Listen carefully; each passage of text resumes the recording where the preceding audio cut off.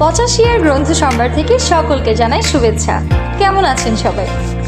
আজকে আমরা কথা বলবো 85 এসএসসি ব্যাচের বন্ধু পিঙ্কু দাসকে নিয়ে।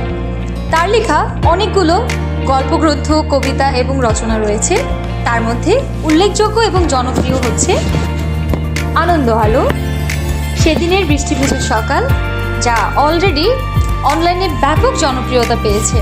এবং এছাড়াও তার বন্ধু সম্ভারের জন্য যে উপহারটা আছে সেটা হচ্ছে বঙ্গবন্ধু একাই ইতিহাস। সুতরাং একটু দেখিয়ে দিয়ে আপনাদের বইয়ের মলাটটা কতটা সুন্দর করে করা হয়েছে। এছাড়াও পিঙ্কু দাস সম্পর্কে জেনে নেই। উনি আমাদের চট্টগ্রামের গর্ব। পিঙ্কু দাস জন্ম 1 সেপ্টেম্বর 1970, জন্মস্থান কোকদণ্ডী, বাঁশখালী, চট্টগ্রাম। অর্থনীতি বিষয়ে স্নাতক সম্মাননা সহ স্নাতকোত্তর ডিগ্রি চট্টগ্রাম বিশ্ববিদ্যালয় চট্টগ্রাম থেকে তিনি করেছেন।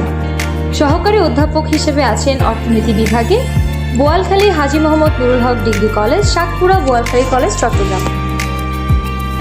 তার সকল রচনা এবং তার সকল বই পাওয়ার জন্য আপনাদের চলে আসতে হবে চট্টগ্রাম বাণিজ্য মেলায় এবং পোলো গ্রাউন্ড মাঠে।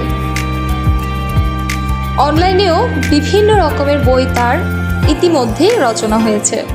সুতরাং আর দেরি না করে আজই চলে আসুন 85 রচনা সম্ভারে। 85 গ্রন্থ সম্ভারে আপনার জন্য থাকছে অনেক অনেক কালেকশন।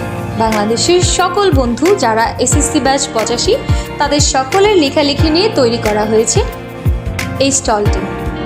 ধন্যবাদ।